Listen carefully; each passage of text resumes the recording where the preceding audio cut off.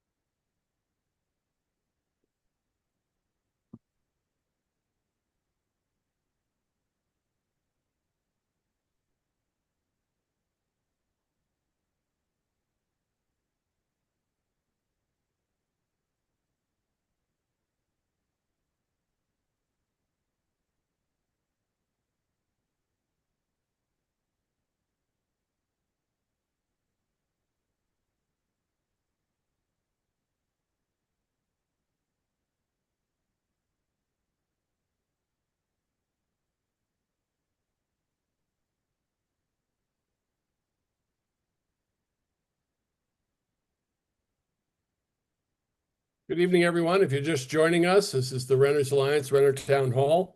We're just letting everybody in. Welcome.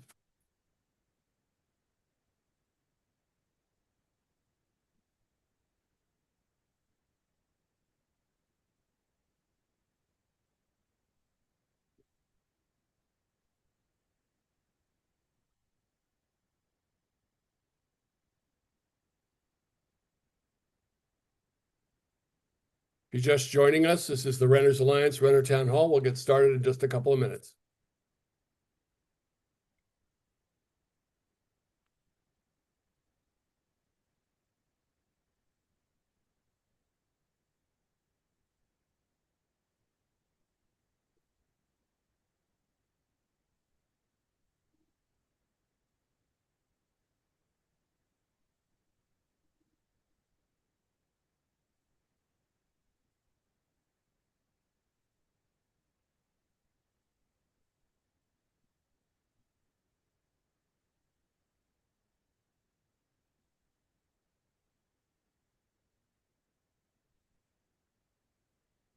One more minute, or the magic number, which of my choosing we'll see.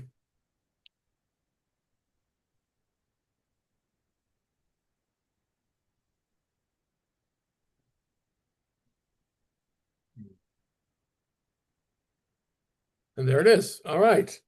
Good evening again, everybody. My name is Matt Losack. I'm the co-founder and executive director of the Montgomery County Renters Alliance. Our staff here tonight is Jackie Mashinya, our senior outreach coordinator, Emily Towie, our outreach coordinator, Tim Huang, our outreach coordinator, Malek Demir, outreach coordinator, and Pat Beckham, outreach coordinator.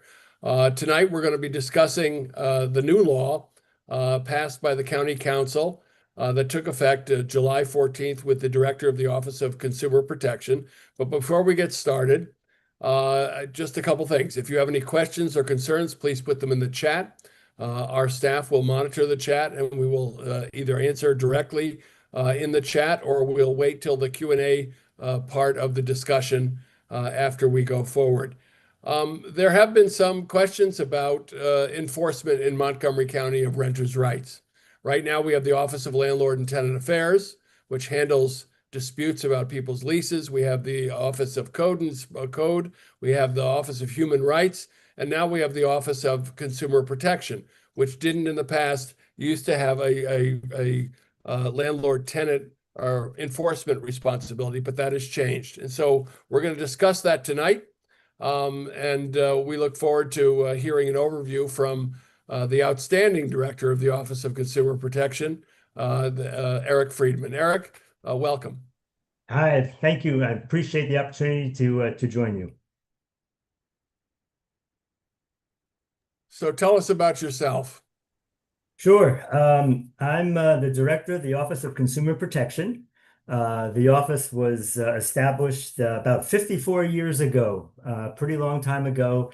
Barbara B. Gregg was the first director. She grew the office for the first 25 years, did a remarkable job creating it from one investigator to a much bigger staff that we have now. We've got a team of about 7 or 8 investigators. We are a law enforcement agency, as you know, Matt, and we have the authority to issue civil citations.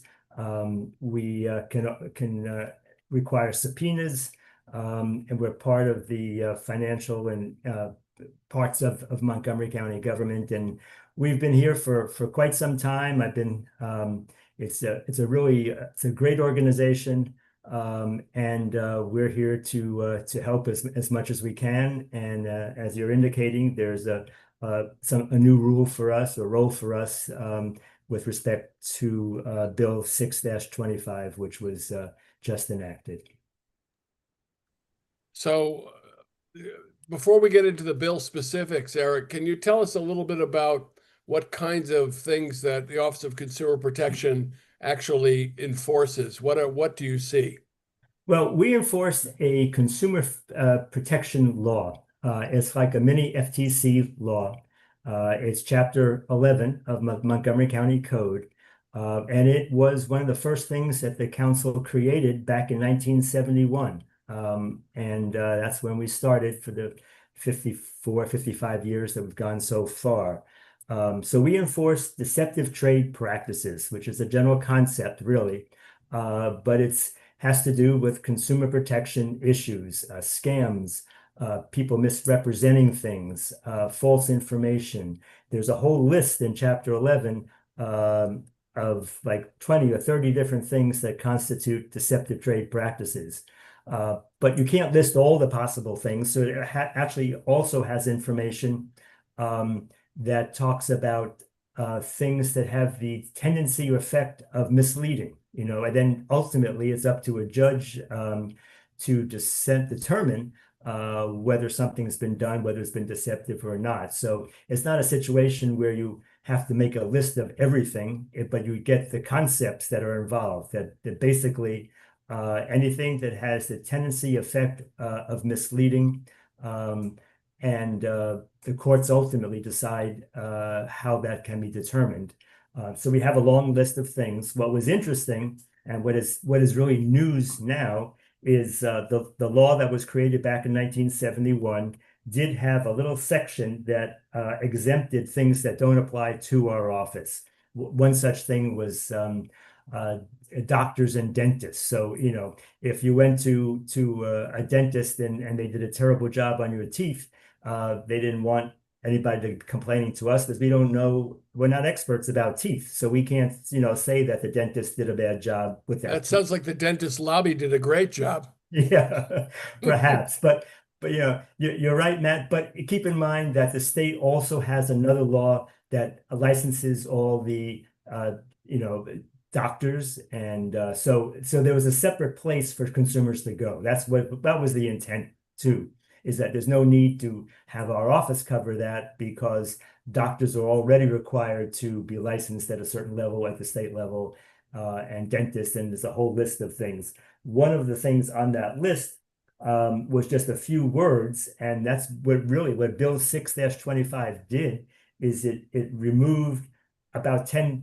words. That's basically what the whole thing that Chapter 6-25 did, was to remove that one sentence which talked about and made reference to deceptive trade practices not applying to situations where there's a rental house that arose, and a landlord-tenant relationship and things of that sort. And it makes reference to Chapter 29, which, as you know better than anybody, Chapter 29 is what rules in terms of landlord-tenant issues, and that the Department of Housing and Community Affairs takes care of. So because it made reference to Chapter 29, it didn't make reference and was an exemption in our Consumer Protection Act. That has now been removed, which will hopefully enable our office, to work hand in hand with the Office of Landlord-Tenant Affairs, and we can collaborate and work together.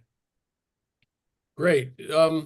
So I know we're going to probably get questions about all kinds of examples of what kinds of things you might expect from a deceptive practices in the landlord-tenant world. What do you think? Well, it's going to be hard. I mean, some of the practices are super easy. Like, for example, if you want to rent a house or an apartment, and the advertisement says, the house has all these features and has a pool. and sign the lease and you go there and you move into your new place and you can't wait to jump into the pool and you look down and all of a sudden there's no pool. Well, that's obvious and very clear that it was a misrepresentation. The sign said that there was a pool, or the pictures said that there was a pool, or that was part of your lease, or the advertisement that you saw in the newspaper or whatever. So that's a very simple example of something that clearly is misleading. It represented, it said something, it made a representation that actually turned out not to be true. So that would be the kind of thing. Up until now, maybe Office of Landlord Tenant Affairs wouldn't be so comfortable about how they would address that issue, because that's not the kind of thing that they work in all day and do all day long. With respect to our office, that's all we do. So, we are much more understanding about that and used to handling things like that. And so we can help decide whether or not there was a representation and advertisement, some claims that were in some way misleading. It doesn't have to be that there was an intent to mislead. Our statute doesn't require that the landlord was intending to be a bad guy. Simply that, if there's something there that has the tendency, capacity, or effect of misleading consumers, that we can address it. We can work with the landlord, and we can do things. Whether or not we need to file civil citations or things like that is not, you don't know for sure. We have the option of doing that. But it enables us to handle things that in some way or another would be false, misleading, things like that. Let me give you another example on the other extreme, which is something we encountered when we were looking into some problems that the Grand had. There were a lot of people living in the Grand, about over 500 units. And they were very upset about the water bills and how much were being charged for the water bills or whatever. So we got a copy of the lease. And Matt, this was just upsetting to me, and I'm sure it would be to you and your whole group there. The lease that consumers received was all electronic. Okay, you can deal with that.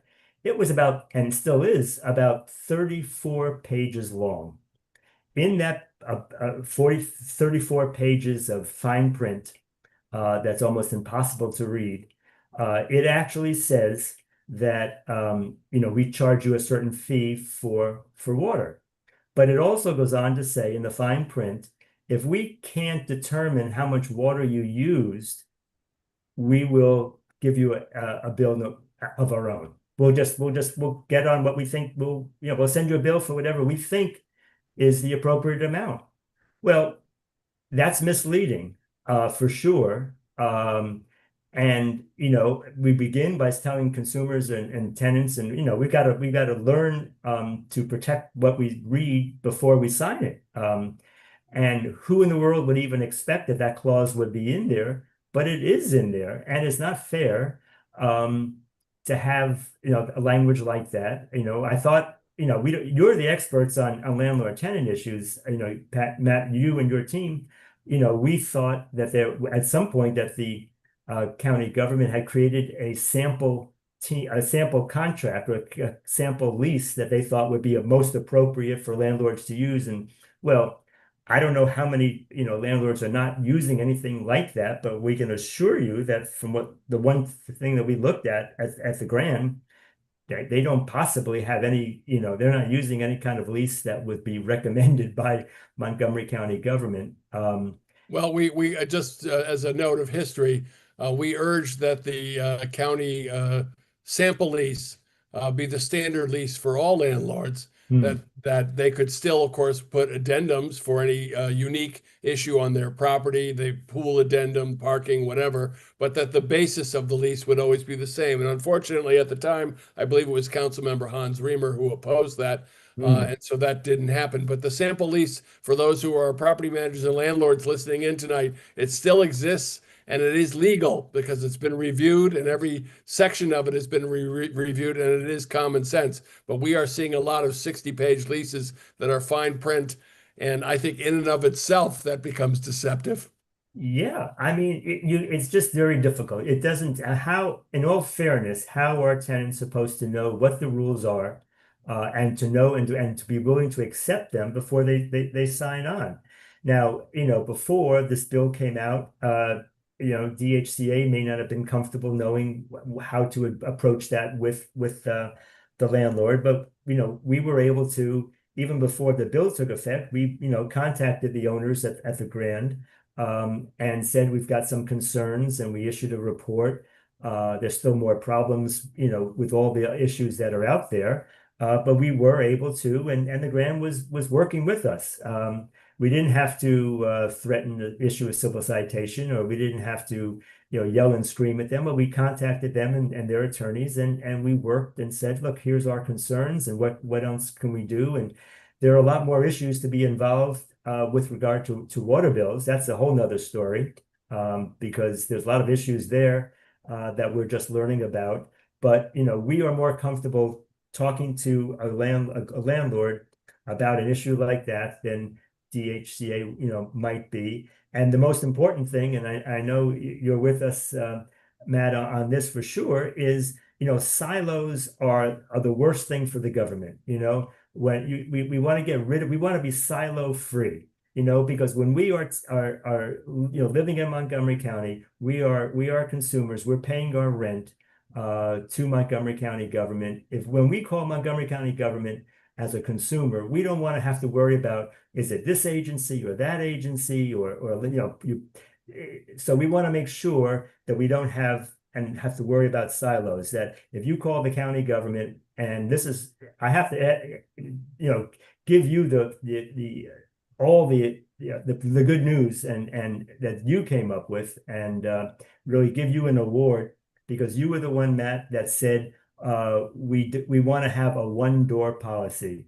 We didn't No say wrong that. door. Well, one one door, because we don't want consumers to have to call all different agencies, 311 and this agency and that agency, left and right. And you were the smartest one to say, no, there's got to be one number that people can call if they have a problem, with whatever issue it is. And we got 311. But if you want to reach the, landlord tenant issues, type of issues, we're going to make sure that we have a one door policy that you have maintained for us. And DHCA and our office are going to be working and figuring out ways that we can work together. Our investigators have already met with in person their investigators, and we're working on different plans. It's going to be a little bit of practice, so that when the landlord tenant office gets the complaint, if it's something that they think it's deceptive trade practice and is more appropriate for our office, they're going to be contacting us, and we will have a mechanism where we can maintain and make sure that we're working it or they're working on it.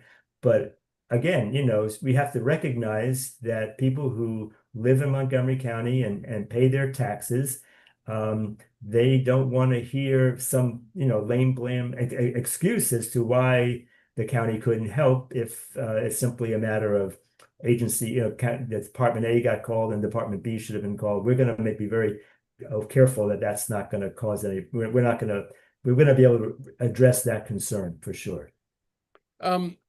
Eric, to get into the weeds a little bit, but if you could walk us through a scenario. For example, you mentioned, which we see a lot, where we see a property has advertised amenities that are in fact not available when the tenants move in, or we're only there for a short period, and then they are removed Yeah. or taken down, even though they're still advertising that these amenities may be there.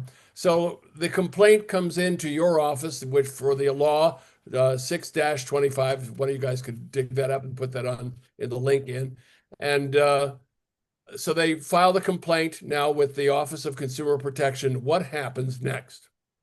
Well, our approach will always be the way we've been handling complaints for the last 45 years. We will contact the landlord. We will, well, let me back up. We will confirm to the tenant, the consumer, that we've received their complaint. I mean, that's the first thing. And you want to make sure you sent a email message or what, you filled out the form. You want to make sure, you want to be confirmed that we've they've contacted us. So we'll notify them that we've received their concerns. We will then reach out and ask them if we have, if we have any more questions or if we need some more information. We will gather that from the tenant. We'll then reach out to the landlord and notify them that we've received this and ask them for their side of the story, which is always what we've been doing. And then just take it one step at a time to find out what, if any, violations there may be. What if we can come up with some resolutions, some ways that we can address the concerns. Maybe there's a way or a need to change the advertisements that the landlord has been posting. Ultimately, we can issue civil citations, and then this is going to connect into what options or things might happen with respect to the county attorney's office, because they are also involved in part of this whole situation in terms of it's an option to be able to file legal action. Every department that needs to file legal action has to go then to the county attorney's office. I mean, the attorney that represents our office, DHCA, and every other office in Montgomery County, that attorney is the county attorney's office. So if I may, Eric, back up to the civil citation, what is that? What impact does it have on, I'm assuming after an investigation, you all have determined that there is some kind of violation and the property management or landlord has refused or neglected to address that violation. And so consumer protection will then issue a citation. What is that? How much is it? What's the impact? Well, very good question. Civil citation is the ability to give a fine. It is probably the easiest way to think of it. It's like if you go parking or you're speeding and the police give you a ticket. That's basically what it is. It's a ticket from the police for going too quickly. And in this case, it's a ticket from the Consumer Protection Office for violating the consumer protection laws, or it's a violation of DHCA's landlord tenant because it violated Chapter 2029. Now, again, it's a tool. It's just one of many tools. It's not a situation, and we rarely, would get into a situation where the first thing we do is send a civil citation. That's not at all, what our approach has ever been. Sometimes most of the time, we're able to resolve things without having to issue a civil citation, because that by itself is not always helpful. It can be very it takes a lot of time to do, perhaps. And we find that it's, many times it's the wrong tool to use with respect to, and just like a carpenter knows, the carpenter walks in with a bag of tools and they just don't grab anyone and hit the door with it or the window with it. They pick the right tool. And we're the same situation. Sometimes we make sure that the landlord or the merchant knows that we have that authority, but we don't want to have to use it. And that's created value just by saying it in that sense. So we have our abilities, our techniques. I think part of the concerns and again, you know this better than us, Matt, is the Department of DHCA had indicated that on code enforcement, they would issue typically lots of citations, and they would sit in district court for a long period of time, or can sometimes be dismissed by the district court. And they found that it wasn't a helpful tool. And there needs to be a better tool. And so that's But until we perfect that better tool, which in my view would be the large hammer in the carpenter's toolbox. The citation is usually about $500, or what is the amount? Yeah, it's up to $1,000 now, and it has the state has some changes made. It could go up to as much as $5,000. Okay. There's still, so it's going to be basically between the ability between 1,000 and 5,000. But also, Matt, keep in mind that if it does go to court, the judge can always say, well, here's what he or she decides should be the appropriate amount. Understood. potentially it's it had been 500, that now it's up to 1,000 and then maybe it go as high as 5,000. So the degree of intensity of the citation would depend on how severe the violation, I imagine. Correct, right. And then, of course, the other issue that comes up, as you know, well, we have a higher court that has different abilities. Um, and again, that court can also deal with Chapter 29, but can also deal with what the authorities are of our Consumer Protection Act in Chapter 2021.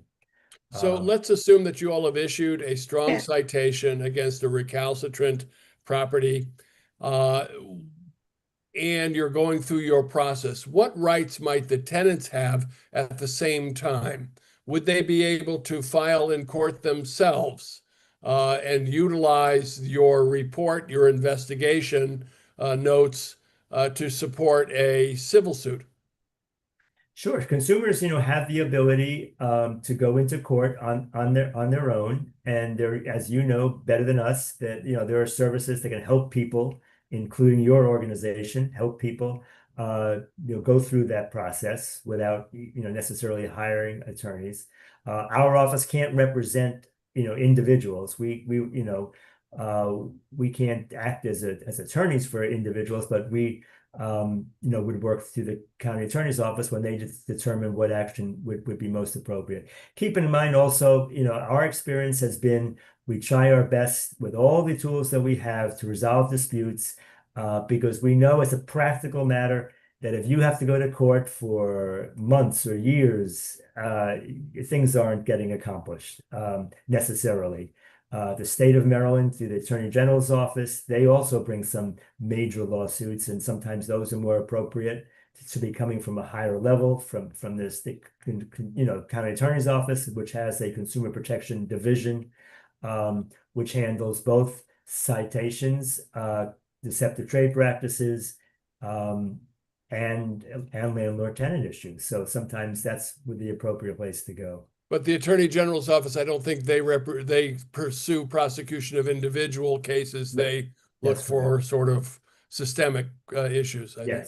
Yes, that would be correct. Again, Yeah. it's always going to be time, and it's difficult to address all these concerns and all these problems. I know how many people, it's a very high number of people who are living as tenants, and the county is trying to do as much as we can and make the changes that we can to resolve as best as possible all the different problems that are out there, of which there are many. There's no question about it. There's no shortage of consumer complaints and no shortage of issues that have been raised by landlord tenants as well, to a great extent.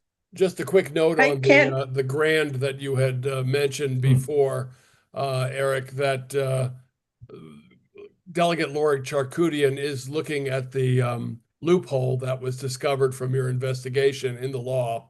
One of the concerns that we had was that it appears that a landlord can put in their own private meters into the apartment community and charge a different rate from what WSSC was charging. And apparently that there's nothing in the law restricting that, which raised a number of eyebrows. So hopefully down the road, Delegate Lori Charkoudian will be able to close that loophole thanks to your investigation discovering it.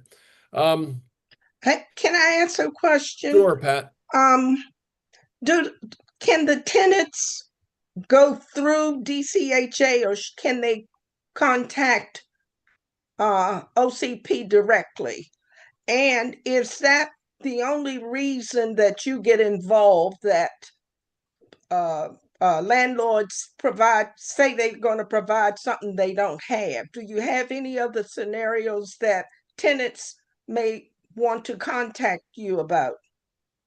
Well, Pat, it's a good question, because we really want everybody to call in one direction. So we want everybody to contact landlord tenant office.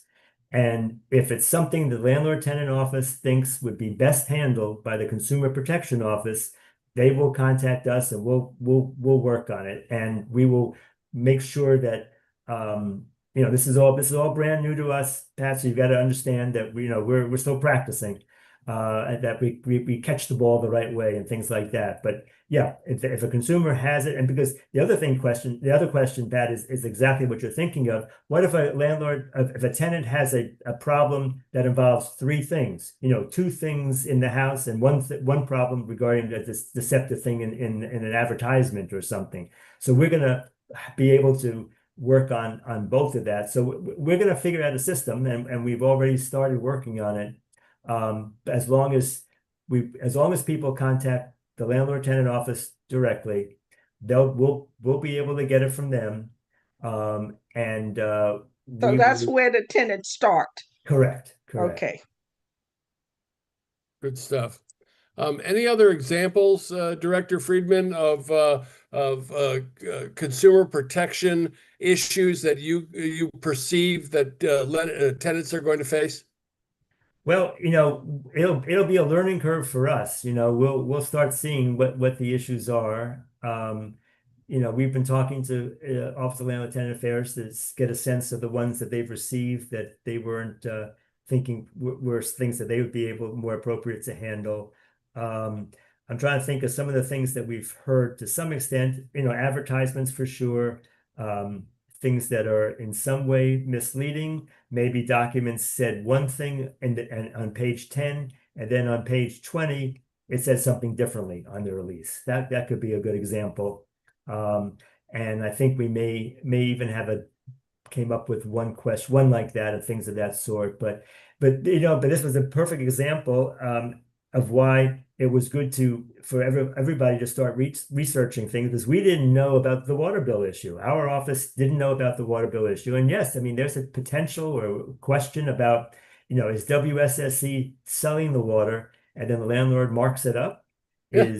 Is that appropriate? Is that what we want to No, happen? it's not. Yeah. And, is it a possibility that the legislation has not kept up with the marketplace? And that sometimes happens, that the laws come late. And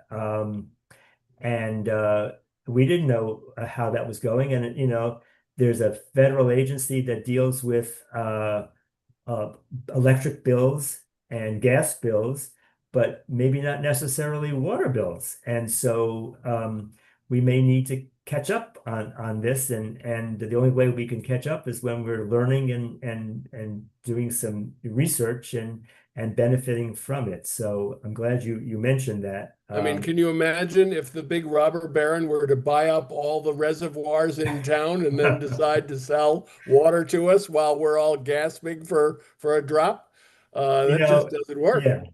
It is so important for all of us to stay hydrated. I mean, these suns, every day the sun is so bright. We can't start talking about those issues, I know, but water is very important. There's no I question would think about so, that. as is Yeah. housing.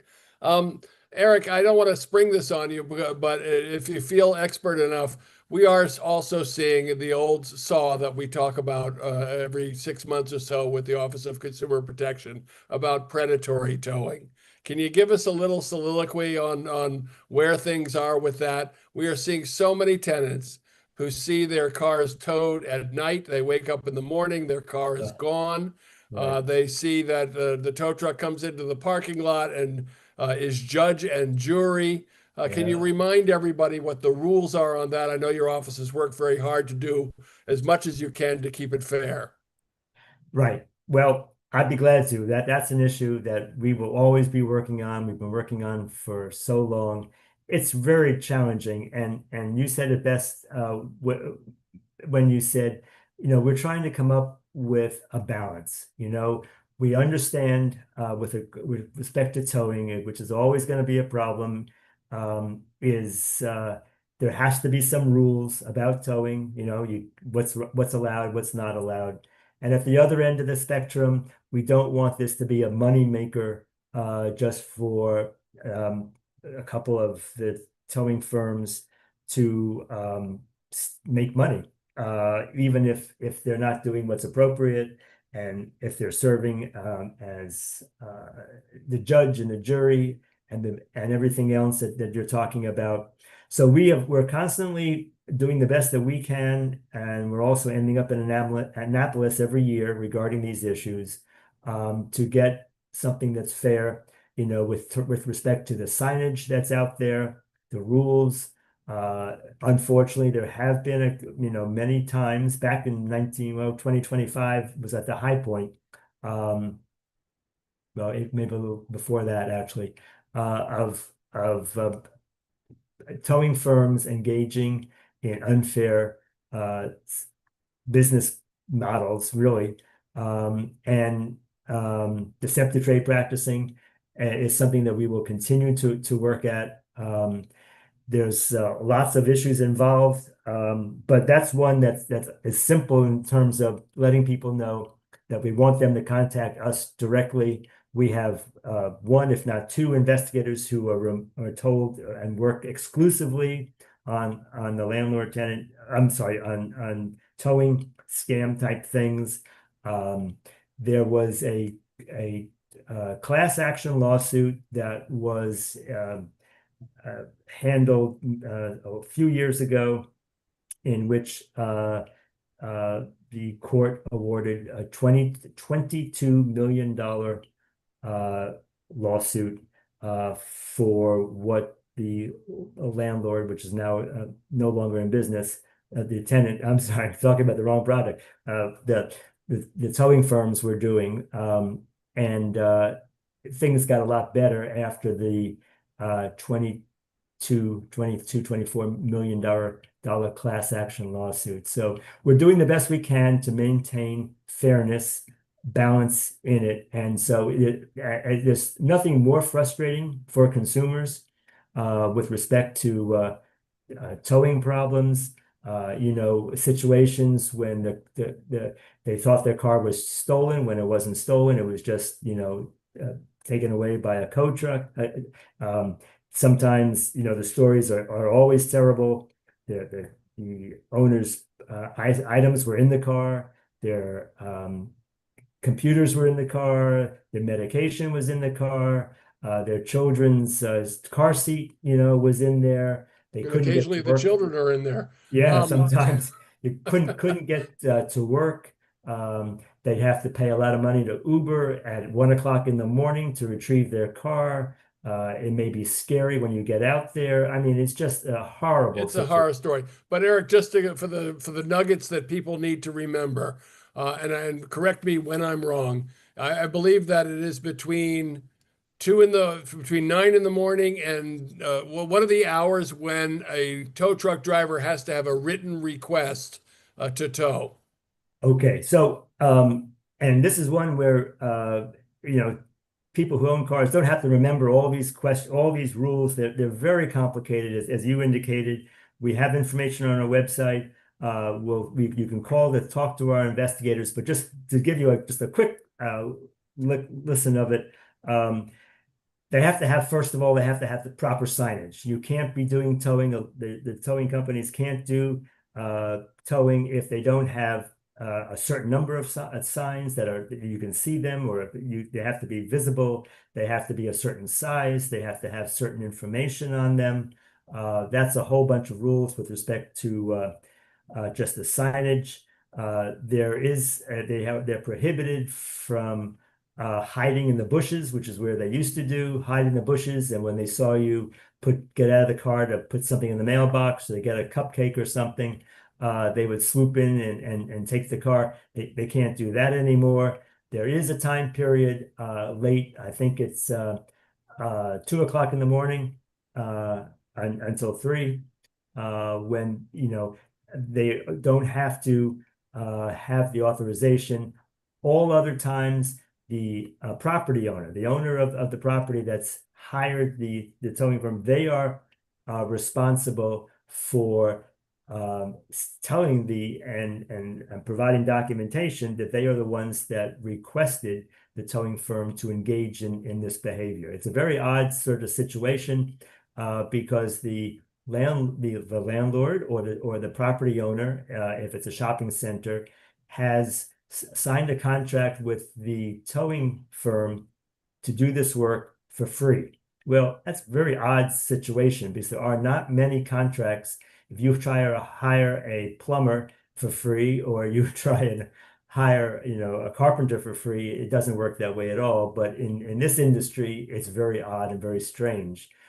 So that's why the law also says that if the towing firm violates the law, the property owner is responsible.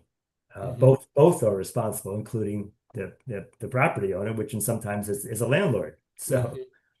Yeah, um, we deal with this frequently, and some of it we believe is actually predatory towing. We urge them to contact your investigators. right. Quick question from Sandra: What are they allowed to tow from handicap spots? Well, there's some special rules for handicap that prevent that. There's also rules that say if you see your car and they're just starting to hook it up, you have the right to say drop it. There's a drop fee. I know you've talked about this Like before. $25. Yeah, and so it used to be people would they would say, well, just give me cash and I'll let you go. No, you can't hold a car hostage like that. All sorts of things have been going on. Some of these stories are just beyond belief. Somebody should write a book someday. But in the meantime, we're just going to try and keep it as fair as we can. Because there's also some concerns about the ability to get your car back, whether there's a lien that they have, and whether or not, Maryland can do it. So there are all sorts of issues that will be there. We're always going to be working on this issue, but yes, please have people send their concerns to us. There's also the law talks about the ability to go to court and get treble damages if the towing firm violated the law, and you can do that without a lawyer. So there's just so much involved there. Maybe the world will be different when we have cars that you don't have to drive, and you'll just sit in the car and it'll take you to where you need to go, and you'll pick another one when you need to come home. And these I issues ain't getting in one of those. you're not gonna, well, yeah, I know, but I may not be around to see that day. I don't know, but yeah, Yeah, you first, Derek. Go I ahead. see. I'll Okay. meet you there. But yes, thank you. And we will invite the Office of Consumer Protection staff again to go over the Great. details of towing because it is such a chronic issue. Folks, my staff, do we have questions in the chat for Director Eric Friedman?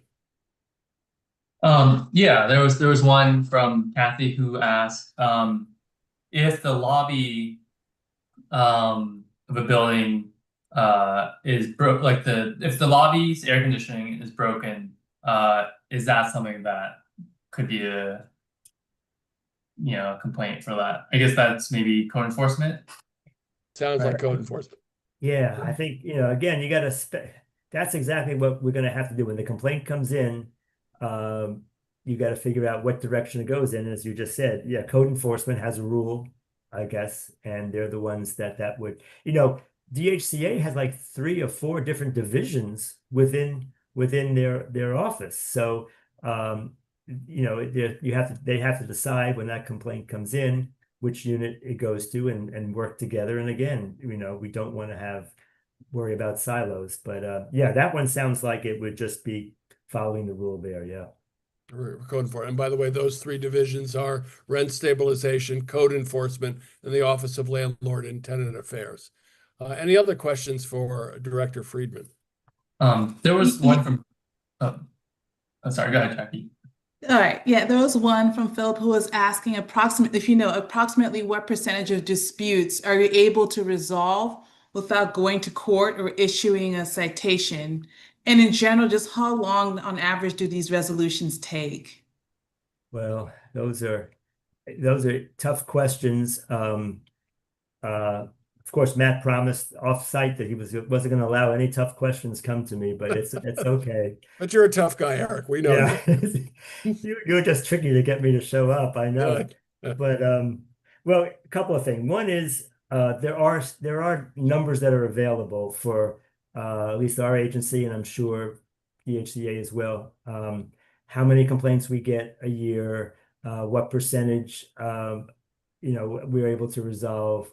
Unfortunately, we don't really know just by looking at a complaint how long it might take. we can assure people that we like to respond as quickly as possible. I mean, within a matter of days, or if that we've received the complaint and we'll start working on it. Our staff welcomes consumers when they file a complaint with us. They can call the investigator. We give the consumer the investigator assigned to the complaint, how to reach them, how get information, and we do keep some statistics on numbers of complaints. But other than that, we can't with great estimation, we can't tell exactly how long something is taking. But we do keep track of some of that information, and it's public information. So yeah, I think they could probably find some of that on County Stat, which is Exactly. the county's data collection website. A good question coming in, Eric, on what's the scenario if, say, the repair is a $25,000 repair, but the citation is $500, and they say, you know what, we'll pay the citation, but we're not going to make the repair. Well, how does that scenario work with your office? Well, I mean, that one may be mostly with DHCA. I mean, if code enforcement says there's an issue that needs to be repaired, then that needs to be repaired on top of or in addition to a penalty that a court might order or something like that. So That's actually fair. I wasn't. Yeah. It's late for me. I'm of a certain age, but right, that's a code issue, and Yeah. the Department of Housing and Community Affairs has ultimately the power of licensure. That's So right. either you pay the fine, make the fixes. They can fine, and I imagine Office of Consumer Protection could do the same thing. Can file multiple citations over time that begin to rack up. And so DHCA, Department of Housing and Community Affairs, could do the same thing in a code violation case, and then could take that case to court. But I don't, and then ultimately, if you really had a recalcitrant landlord who refused to make repairs, especially if those are serious repairs, like That's right. hot water, heat, or some other life safety issue, the Department of Housing and Community Affairs ultimately could revoke their license, which means they're not going to get any more rent. So there are escalatory enforcement tools that could be used down the road, but repairs and maintenance are a code issue, not necessarily a consumer protection issue. That's right. And you said that you made the right point. What you indicated was, Office of Landlord Tenant Affairs licenses landlords. So they have, they can hold the rules because they license landlords. Just like our office, we license the towing firms and we license new home builders.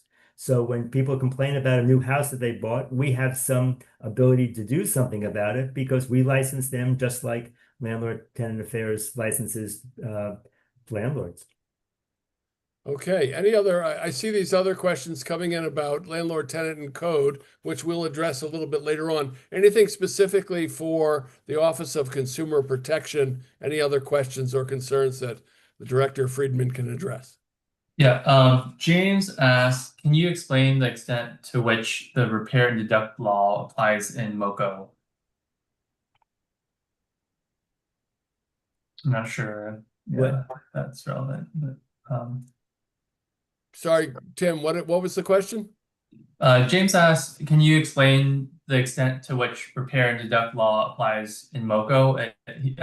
And follows up, in my cursory searches, it seems like Maryland isn't up to date in siding with renters on repair and deduct. I'm not sure what that is. Eric, I'll save you on that one too. Okay. It's a code issue.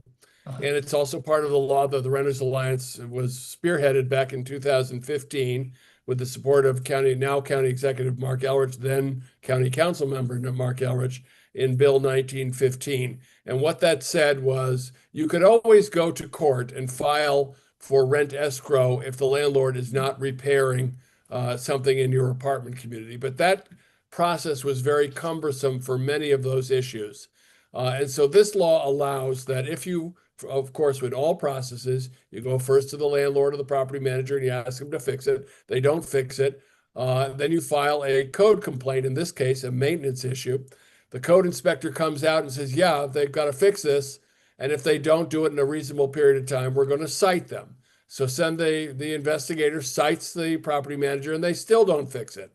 The new law in Montgomery County allows the tenant to fix it themselves with the permission of the investigator from code in writing, saying, yeah, you can do it up to 1 month's rent.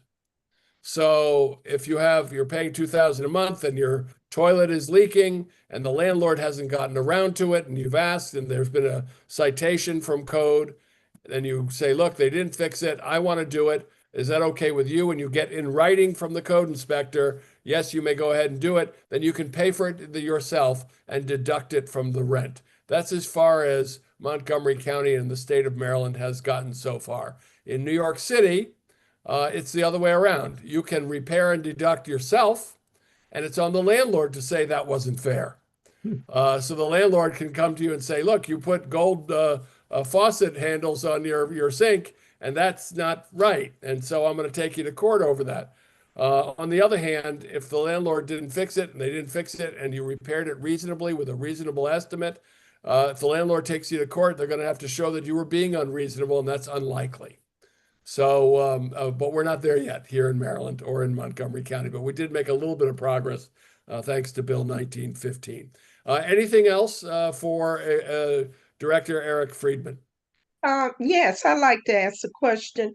Is there anything your organization can do about these leases that are 34 and 60 pages long?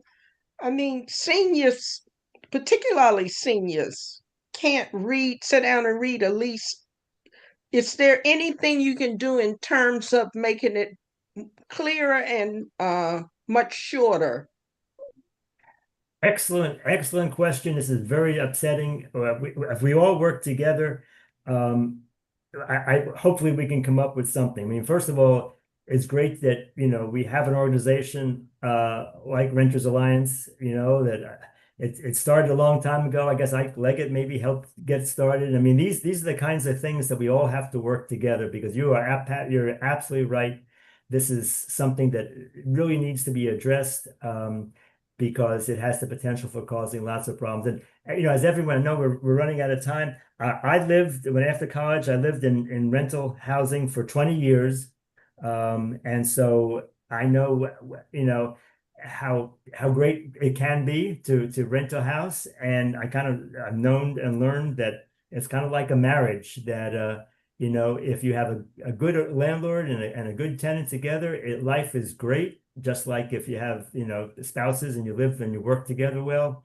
And sometimes when you got to get divorced and life isn't good, and then a tenancy can be terrible. So, but this is something, this notion of having pages that are, many pages long, and it's just, it's not a situation that really helps anybody. Right. And the lease summary that you point out, Sandra, was also something required under Bill 1915. That was a compromise on providing the sample lease that the county provided. We thought that was a weak approach, but it was at least a step forward. Director Friedman, thank you very much for your participation as always and for your service to the county. You have a long reputation of doing great work, and we very much appreciate it. And we will be calling on you to do even more. That's what we do. And we will invite you back again as this law evolves and the processes for accessing it evolve. And of course, if you would yourself and warn your staff, we're going to ask them back to talk about predatory towing probably once every 6 months or something along those lines, because it is very painful to the tenants who are seeing their cars towed, especially illegally. So we'll leave you to go get some dinner, I hope, but we want to give you our thanks. Thank you, Director Eric Friedman, Office of Consumer Protection. Thank you. All right, so I'll turn to the rest of you guys. Can we go? Yeah, go ahead, Emily. Yeah, Matt, we just had a question come up in the chat about if a lease begins with the advertised amenity that's still being promoted but no longer provided, how does the office plan to address this for current tenants? And I think Director Freeman touched on this, and he said that's, it's probably gonna be on a case by case basis, but that's something that their office can look into. So you should file a complaint with them. I think it's a prime example of what he talked about earlier, and but I would recommend that we take a look at it first.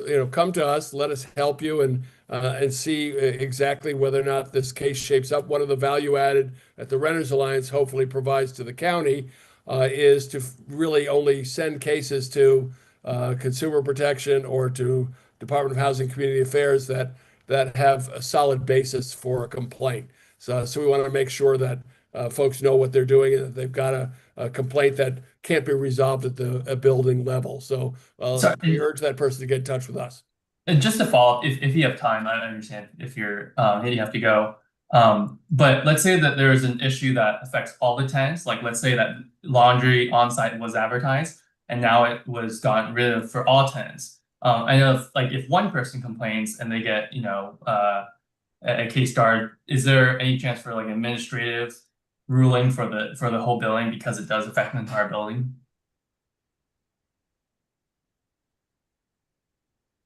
I mean, we'll be glad to handle a complaint, whether it comes from one person or more than one.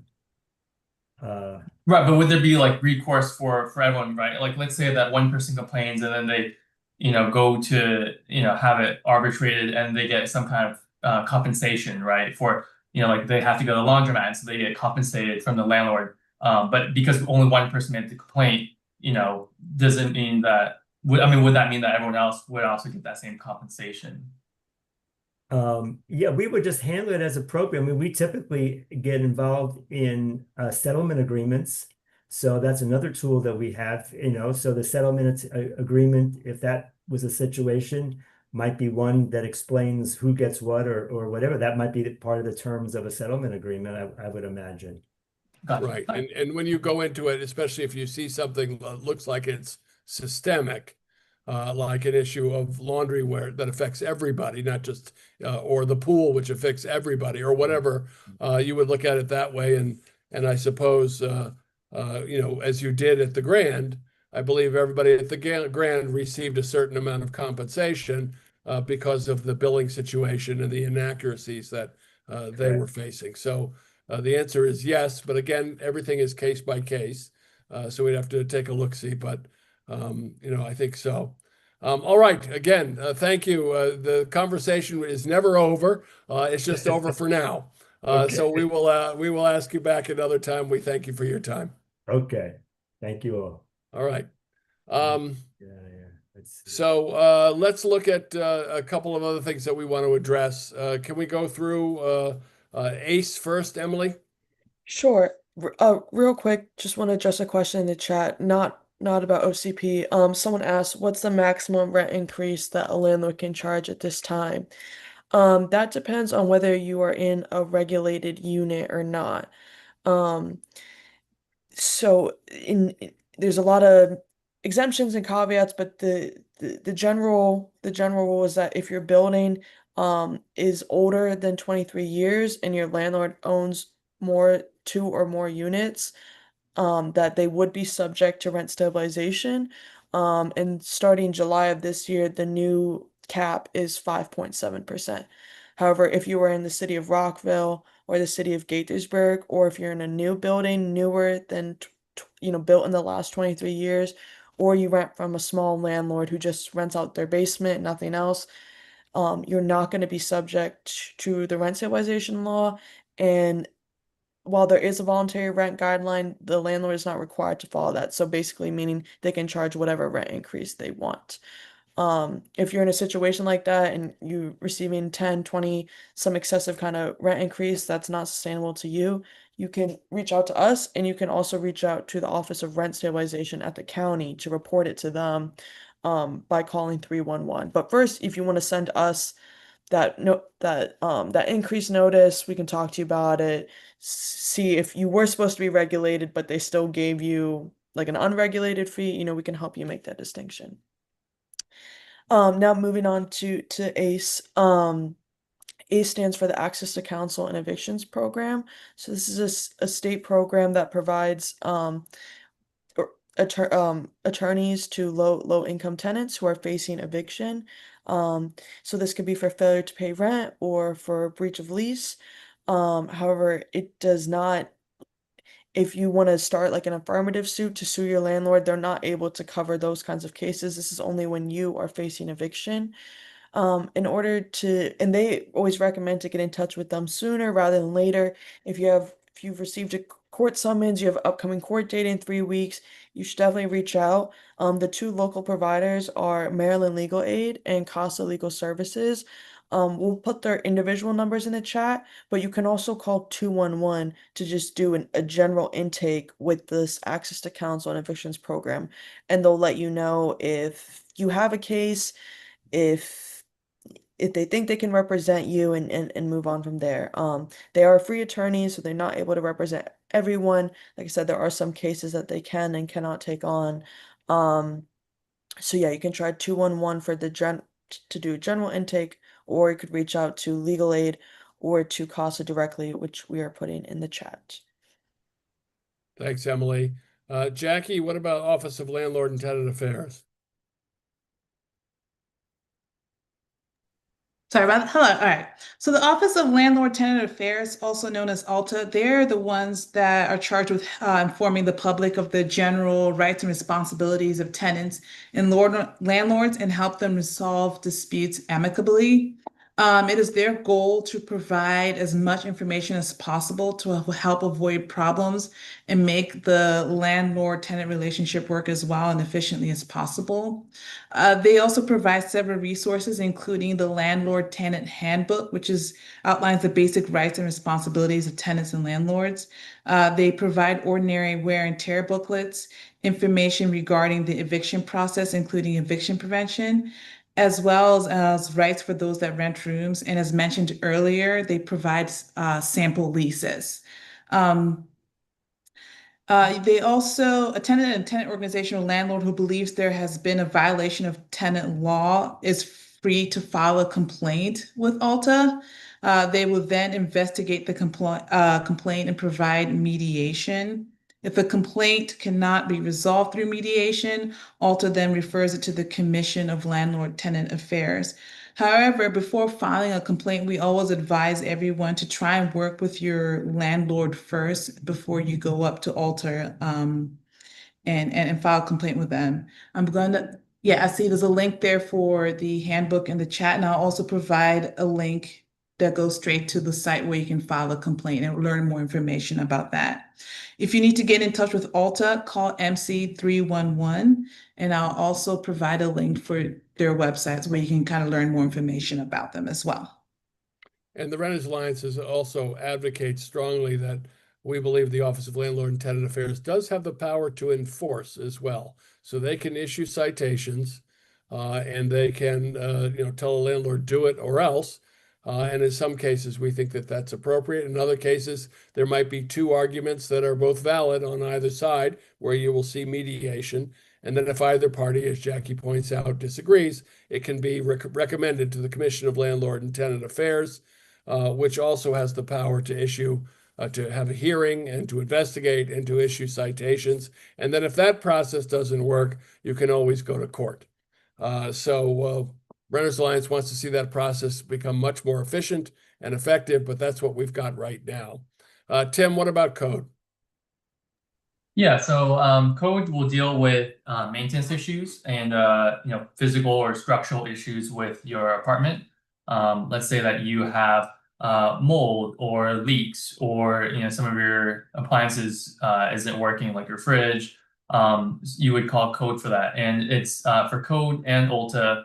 You can call 311, or you can visit the code website, which we'll drop a link in the chat, and make a file complaint there. And as with ALTA, we always recommend reaching out to your manager first to put in a maintenance request and give the maintenance team an appropriate amount of time to fix whatever's going on. And appropriate is a little bit arbitrary, but it's you can use your best judgment. Like some things like that are emergencies, like let's say there's a big leak in your apartment, it's starting to flood. That should be fixed, immediately, like within 24 hours, really. Now let's say that there is I don't know, like maybe your dishwasher is broken or something like that. I would probably give them maybe a week, but it's sort of up to you. Just use your best judgment, and we're always happy to provide guidance, on your cases. So please reach out to us if you have any questions about how to go about a certain issue in your apartment. Now, if you live in one of the three municipalities, Rockville, Gaithersburg, or Tacoma Park, they have their own code department. Where I guess Tacoma Park doesn't, right, Matt? They just use the county. Code is contracted with the county, so it'd be the same in Tacoma Park to call the county. But in Gaithersburg and Rockville, you're correct. Yeah. So if you live in one of those cities, in the incorporated cities, reach out to your own city's code enforcement. Yeah. Anything else I missed, Matt? That's it. Thanks. Malek, I'm just going to call on you by surprise. Malek Demir keeps our calendar. Do you want to encourage people to get in touch with us? Why? Okay. Goodbye, No, Malek. This is Malek's last day. Yeah. No, I do want you to encourage you to get in touch with us, but I also would like to touch base on, there was a question having to do with tenant associations, and I just want to reinforce the power of creating one, which we help you do. So that's a reason to reach out to us. A tenant association gives you collective power to address issues that are going on with your living situations, but also, and equally as important, it helps form a community. How many people live next door for a year, 2 years, and don't know the name of their neighbor? So this is a really good opportunity. And what Renters Alliance can do is come out to your building. We will put up signs, we'll encourage people to come out, and we'll have a meeting and just talk about that, and then just kind of move forward. So I encourage you to really think about forming a tenant association.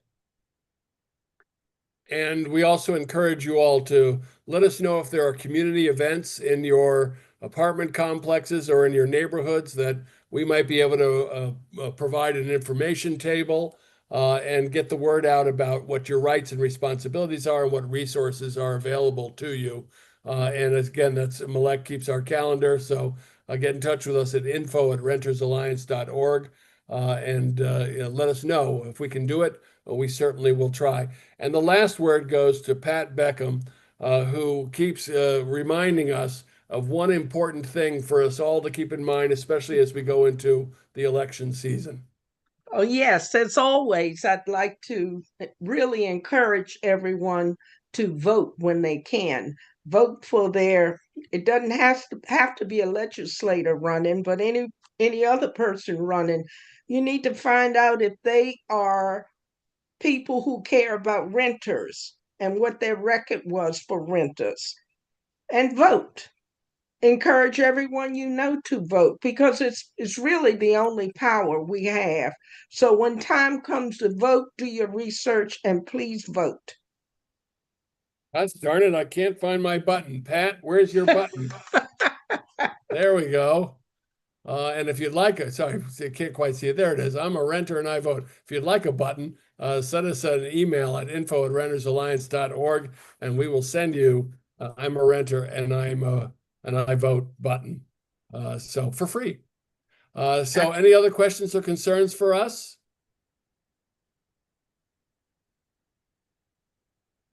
If not, then I will say this has been a very informative and lively discussion. Again, thank you to the Director of Office of Consumer Protection, Eric Friedman, and again to all of our staff. Everybody stay cool out there and hang on. It's going to be a rough road for the next several months as we go through all of these trials and tribulations with the federal government. So we're here to help the best we can, and we look forward to seeing you at our next town hall, which will be August. Staff, 13th. August 13th. Thank you very much.